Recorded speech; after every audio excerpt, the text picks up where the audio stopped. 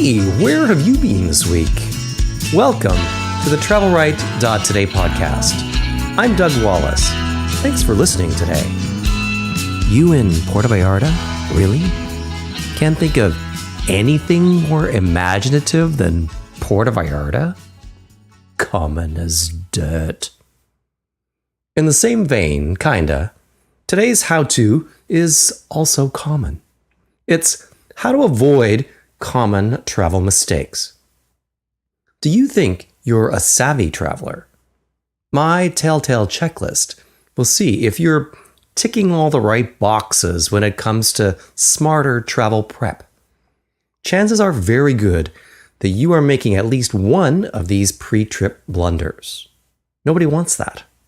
Number 1, book airfares as early as possible to get the best price. This may seem like it goes without saying, but many people wait too long before committing with that final click. You might hope the price will go down after your initial research, and in some cases, that may turn out to be correct. But more often than not, the price will go up. It's a fine line to walk, but it's better to pay a little bit extra early on than a whole lot more later. Number 2, get a new passport 6 months before your current one expires. If you stick with this rule, you will never have to worry about visiting countries where this is an actual non-negotiable requisite. Can you imagine how dumb people feel when they're turned away at the airport? Extra, extra dumb. Number 3, check to see if the country you're visiting requires a visa or an e-visa beforehand. Some countries, like Australia, can surprise you. And while you're at it, you could also check if the destination will charge you for a visa on arrival and how much that's going to cost. Head to the internet with visa requirements for Canadian citizens. Canada currently ranks 5th in the world of countries with the most travel freedom in this respect. Number 4, make sure the name on your passport exactly matches the name on all your travel documents. You don't want to have to be explaining your name to border officials who might not speak English very well. Number 5, make 2 copies of your passport. One goes in your suitcase and one you leave at home with a friend. Just scan it and email it. Make a 3rd copy for under the insole of your shoe if you're one of those people for whom that would not seem odd. Seriously, just upload a JPEG of your passport to the cloud. Number 6, always travel with a little bit of currency of the country that you're visiting, at least enough for a taxi ride to the hotel. What if there's no bank machine or currency exchange at the airport? It's too late and everybody's gone home and you need money. Too bad. Foreign cash in hand before you leave town also has a way of making you feel not only cosmopolitan, but a little more excited about your upcoming trip. Number 7, find a good online guide and research your trip thoroughly at home, like right down to the hour, rather than doing it in your hotel room, or you will just waste precious holiday time. Planning ahead helps you, what? Anybody? Make every holiday minute count. That's right. Well, our trip to Curaçao last week, it was incredible fun. And for part of it, we stayed at the Floris Suite Hotel Spa and Beach Club over near Pescadero Bay. It's an adults-only, gay-friendly, super relaxing place. Hospitality, warm and welcoming. There was a free happy hour every day at 5, so everybody gets to know everybody else.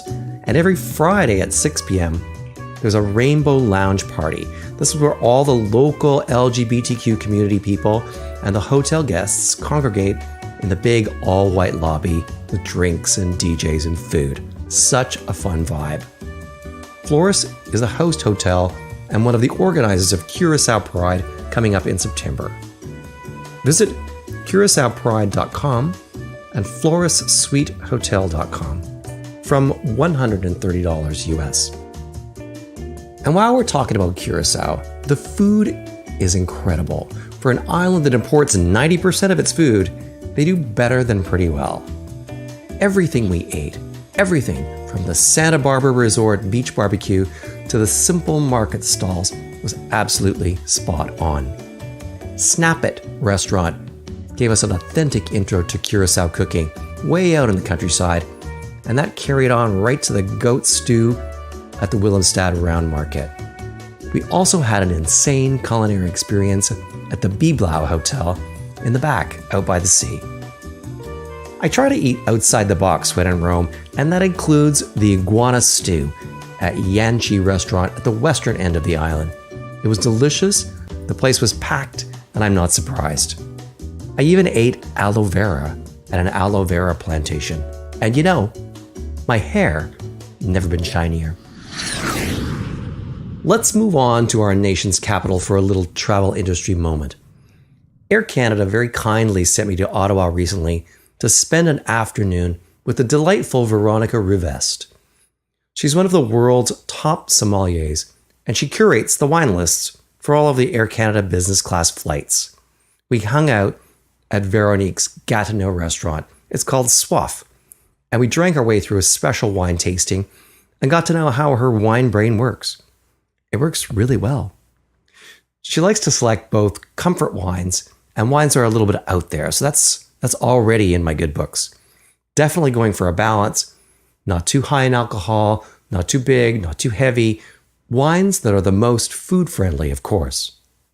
The more I learn about wine, the more I realize I don't know. So next time you're in Ottawa Gatineau, check out Soif Bar et Vin and say hello. Today, my peace of mind is about people who don't know enough to shut up. I realize that I am getting more and more sensitive to noise, but nothing bothers me more than people who don't listen when other people are trying to talk, particularly tour guides. So rude. I'm stunned by how many people pay to go on a tour and then talk through the whole thing. They don't listen to anything, and by extension, they teach their children that this is acceptable behavior. It's never the kids, really. It's their stupid parents making all the damn noise. And you know, I can't even blame the Europeans for this one, or Americans, to be honest, because I experience it everywhere. So I look around and stare. I put my index finger up to my lips and crossed one eyebrow. I even walked to stand in front of the objectionable person to block him from the speaker, like you are dead to me in my bossy mind.